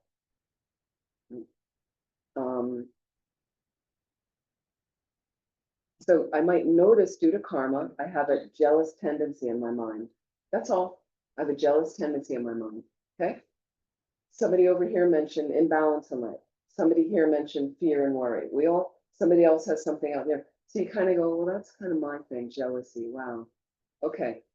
Some karmic tendency there. That's all. So I'm going to work on that. That's another thing, is just understanding. So then what I want to do is I want to do some wholesome actions. And then the second, another antidote, I want to practice rejoicing. I want to practice rejoicing as much as I can. So there's an expression in the States, you might have it in also in German, or fake it till you make it. You know this expression, fake it till you make it. It's really fake it till you become that. And so we contrive a little bit. So again, I mentioned I wasn't a natural rejoicer, in the beginning, maybe a little bit tendency of jealousy in the mind or something. And then noticing that, and then I practice and kind of put my face in the right way, but my mind wasn't there yet. Slowly. Now I hear good things out of people. I'm really genuinely happy. So it's really become that. So that's again the practice, just become that. So you can practice rejoicing. That's spelled wrong, okay. And again, feeling joy, cultivating as much as you can genuine joy. Joy, admiration for virtues of others, their good actions, their qualities, their happiness. Something I like to develop in myself, but not in a grasping way that I'm going to take them down. It's like, that's so great. Let me aspire. And I'm just maybe noticing little jealous tingling coming up in my mind. I'm not cultivating that now. I really want to feel the happiness for what they're able to do. Right? And by doing that, your mind is happier. You create a lot of merit, a lot of virtue. Okay. So then check. Check what you are jealous about. What are you jealous about? Can I ask you what you're jealous about? Is it too personal? Mm, What maybe- makes you jealous? Yeah, maybe like the fact that sometimes I will make too much effort to get something and it seems that I cannot reach it and for others easier. Or maybe that the conditions of living for others are better and why I don't, or like the comparison. Yeah. Yeah, compare. Yeah. I know His Holiness often says, don't be competitive is one of the things because it crunches the mind. Don't be competitive. Don't be a hypocrite. I've heard him say as well, separate. But so just look at that mind challenging, like comparing yourself to others. If you're good enough doing what you can do, that's what you work on. What others do, they have their own karma, separate karma. You have a certain karma. So rather than continually looking out at, oh, I don't have that, look at what you do have. Look at the advantages you do have and build on those. Build on those. Letting go that other, let that blur into the distance, the other people, because it just will cultivate more misery for you. You're not them, you're you. You've got a different setup. Build on that. Be very powerful. Be very powerful. Look at what you've already accomplished in life, rather than what you don't have. And then look at some of the things that people want. We want wealth, some people, intelligence, beauty, power, position, right? So if you had those, if you had some of those things, would you really be happy? Would you be any happier? Like when you really try it on and go, sometimes good looks can be a plague for people, like that. I know people very, very wealthy. Oh, there's so many complications. So many complications. There's a lot of fear that they're not going to have the wealth anymore. Somebody's disappeared, Okay, so you need some level to take care of your life. And some people want to have leisure and take trips and provide for their kids. And that certainly makes it easier. But that, again, that deep contentment I talked about, does it make that deeper? Yeah. Then you get position. You want position? Because my eye needs to feel important. So I wanted the promotion. He got the promotion. I wanted it. I want that desk. I want that office. I've seen incredible fights in offices about office space. It was a nice thing. Millennials came in and they eliminated offices. Like, could be a good thing. Some of my nephews, they just work a massive desk there. I never learned to work like that. I get too distracted. I need to work by myself. Old habit. Okay. But think about, then you have position. One of my friends wanted this. They rose up. Great. More money, more power. They got the car, got the fancy this. They got the country club. All these things they wanted, right? The managing all these people was too much. Way too much stress. Broke up their relationship. Then they're worried about all the stuff they have. They're worried they're going to lose it. They're worried somebody's after their job. I mean, are you any happier? So you have to really check about, analyze those things. Is this really, if there is something and you go, no, I really want to go for it, then go for it.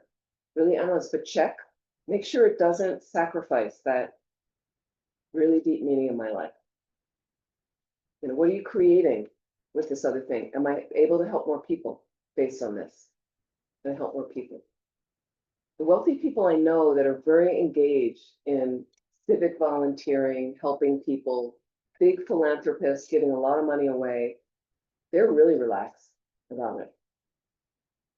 Now you might say, well, they have enough money, so they have a fund that they'll never lose. Okay, fair enough, they set it up, but they don't. And one of them said to me, if the house burned down, she has a mansion, house burned down, she goes, I would just walk away. There's not a thing I would. So then you go, well, they can buy more and stuff, but but how attached are you to it? Some people have a little flat and they're so attached. One room, my room. Okay. I have my suitcase, right? My suitcase, courtesy of American Airlines. Amazing. And then are those things that you get that you want, are they long lasting? Are they reliable?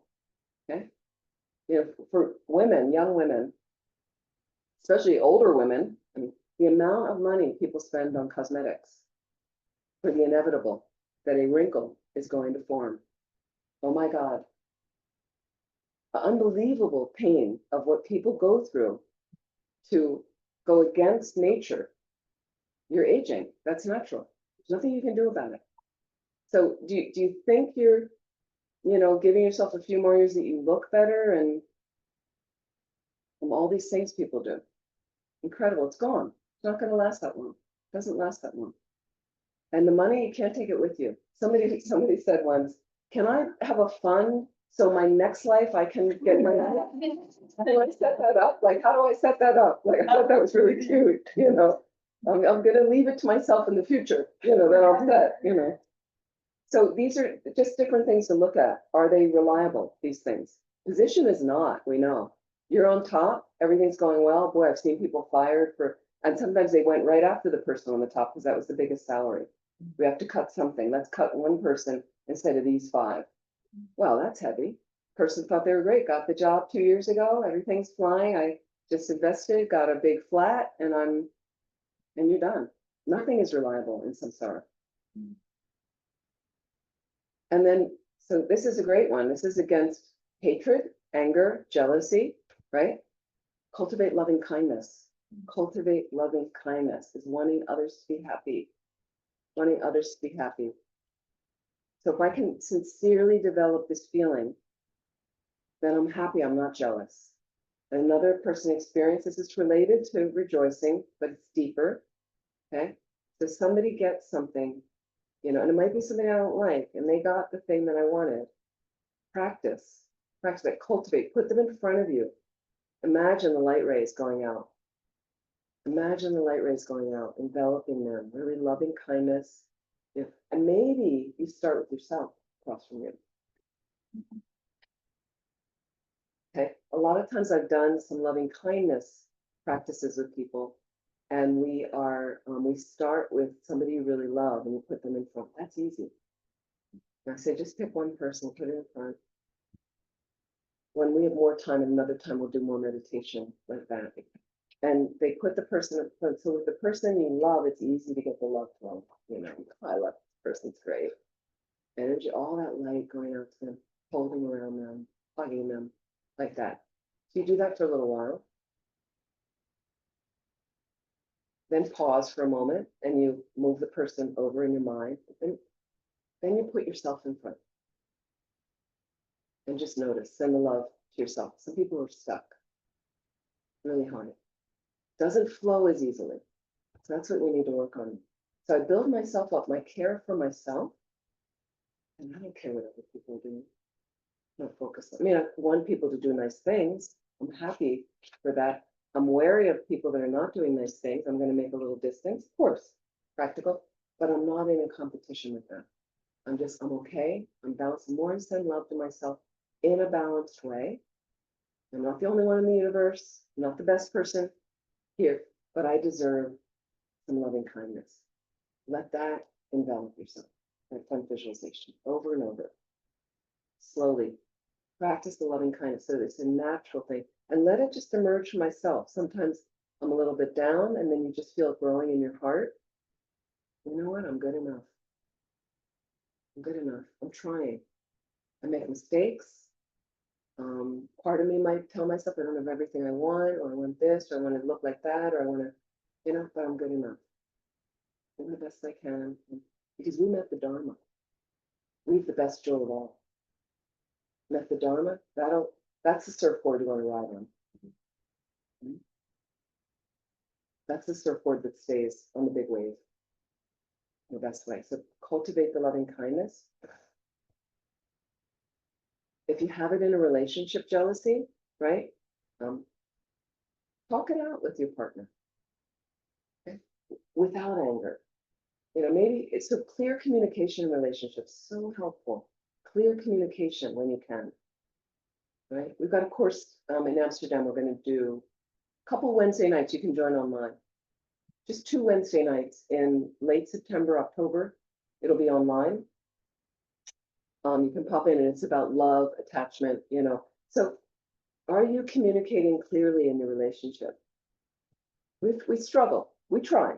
Some people are better than others, right? When we're tired, it doesn't go so well. When we're stressed, it doesn't go well. But mostly the person closest to you, if you're in a long-term relationship, okay, that person closest to you, right? We a little bit take them for granted. It's normal. And then notice how you communicate with them sometimes, okay? Because they've been with you for years, 20 some years here, 30 years here, okay? So when they speak, are you actively listening? How many years together? 8. 8 years, so even 8 years. Are you actively, what do you hear when they speak? It's so easy to zone out or just, yeah. Isn't it? Yeah. You zone out. So this is what that you have here. This is your beloved speaking to you, okay? And this is what you hear sometimes. Is this your experience? Okay. You're doing something. You don't care.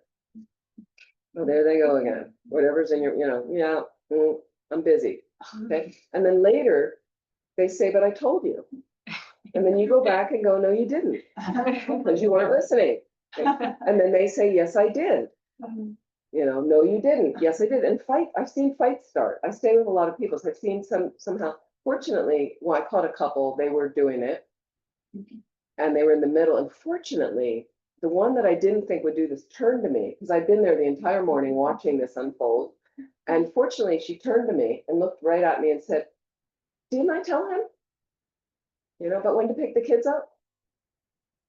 I never heard her say it. She had it in her mind. So a lot of times we have it in our mind, I thought I told him. I thought I told her, right? But she fortunately turned to me to check.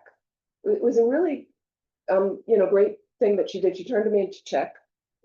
And she said, you were here the whole time, didn't I tell him? And I said, I never heard you tell him.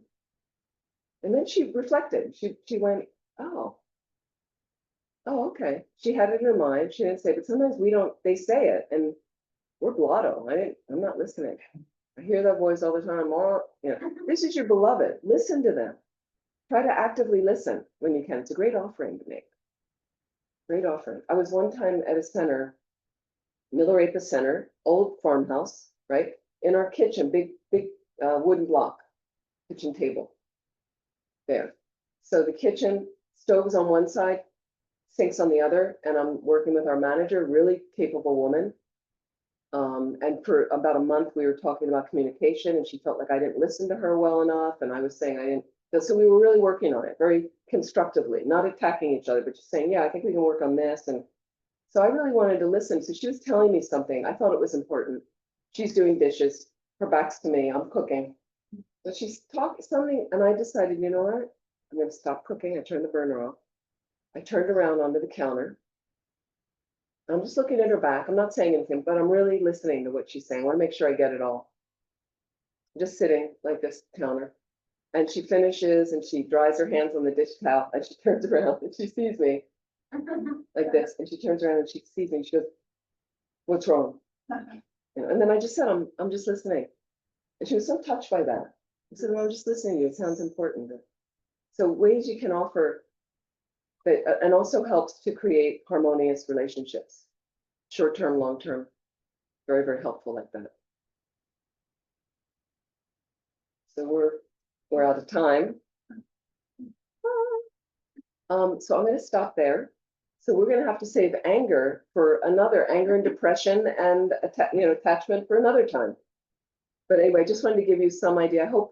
I hope this has been helpful to some degree to give some things. And again, I wish we could have, I'm sorry we didn't do more meditation. We could certainly make some more time for that in the future. And I would really like to thank everybody for joining. I'd like to thank all the people of this center that have supported me, hosted, all the fine care. It's been beautiful. And please, let's dedicate whatever positive energy we've created to our being able to really embrace the teachings, if we like this tradition, the meditations, the study, to really find our way in the way we have to do it. It's going to be individual for each of you. And may we embrace that tradition to help us move along this path to full awakening so we can be of tremendous benefit to our planet, to all the beings. And we're just going to do some dedication prayers. You'll indulge me.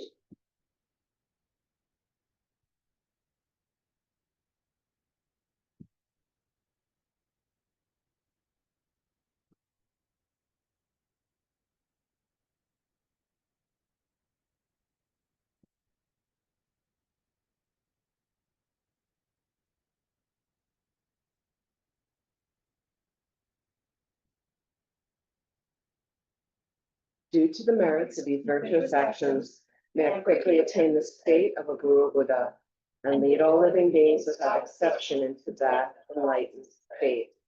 May the supreme jewel bodhicitta that has not arisen arise and grow. May that which has arisen not diminish but increase more and more. Just as the brave Manjushri and Samantabhadra too realize things as they are, I too dedicate all these merits in the best way that I may follow their perfect example. We're going to go to the, I have some other long life prayers for His Holiness I want to do.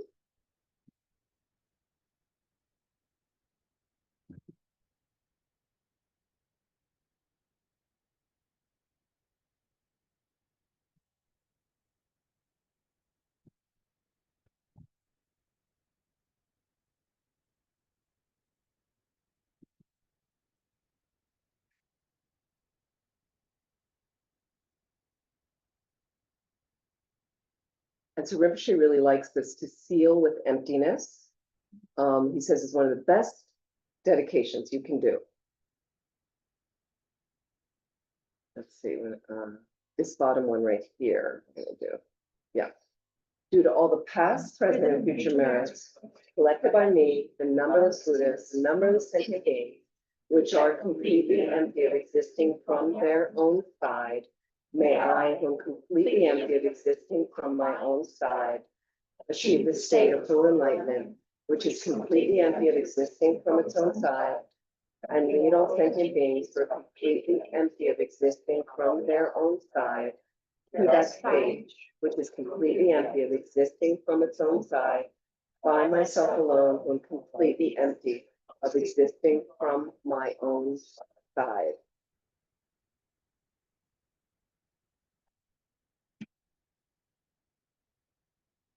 For His Holiness the Dalai Lama, incomparably kind and supreme Tensei Gyatso, the wish-granting, wish-fulfilling jewel, source of every single benefit and happiness in this world, may you have a long life and all your holy wishes be spontaneously fulfilled. And we'll do the prayers for Rinpoche's swift return.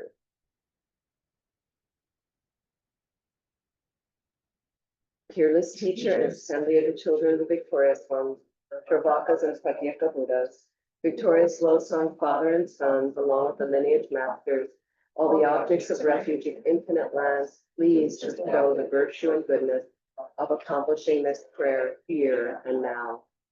Holding and spreading the Muni's precious and complete teachings, through explanation and practice, you wore the armor of patience that is never discouraged.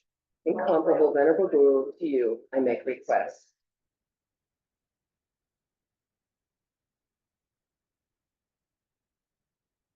While striving single-pointedly for the sake of the victorious one's teachings, the sole gateway through which all benefit and happiness emerge, and from mother living beings you suddenly departed to peace, what a great loss. Nevertheless, through the undeceiving truth of the blessings of the ocean of the three jewels, and the great waves of bodhicitta of the children of the victorious ones, may the smile of reincarnation swiftly beam in glory for fortunate disciples. I'd like to dedicate as well for all those around the planet needing additional help. May they receive it and be released from any suffering immediately, for all the wars on the planet to end immediately. for the great flourishing of all of our centers, especially Laksam Center here and harmony at and among all the centers. And if people would like to say one name of somebody that they would like to dedicate to, please say out loud. Please say loudly so we can hear. Ross, Ria, David, You, anybody online? I said David,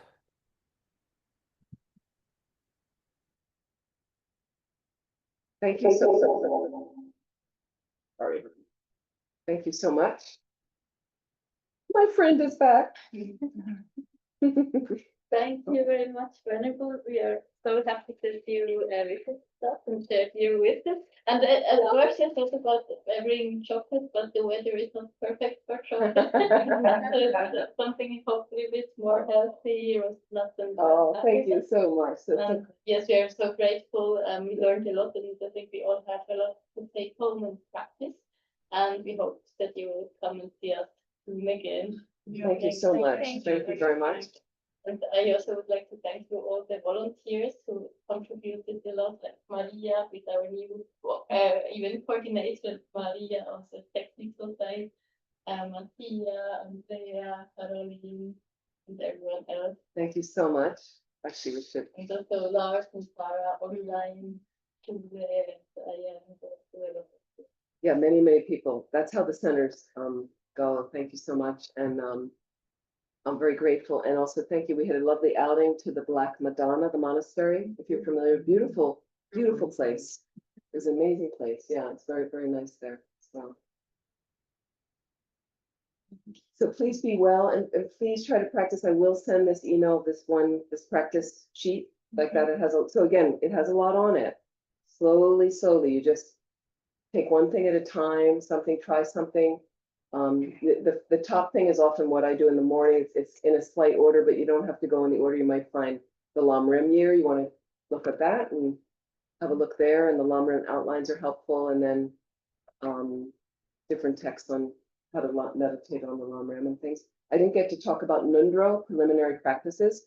So those are something really helpful to clear away negativities. And so there's sets of different practices we do, like prostrations, Vajrasattva mantras, making satsas, making these clay images of Buddhas, all kinds of, there's generally 9 or 10 different things we work through. And often we do sets of 100,000, but you can do less. Water bowls is one of them. And they all create either clearing away, or water bowls is one that happens to generate prosperity, believe it or not. So if that's something where you need more wealth and things, that was that. So again, we have practice booklets for most of them of how to do them. And they really, really do affect the mind. You can also have little tutorials here where people do together some of them. You can join together, and it can be really helpful to get on your way to have a little activity on the side. People like to do things like that sometimes. I guess, Venerable, that just means it's a solid reason to getting you back to Zurich and Laksam again. So looking forward to the next meeting. Thank you. Thank you so much. I hope it's helpful. We will do in person on Tuesday and Wednesday, and I think it will be also online. I don't know what they're doing, and I forget when you see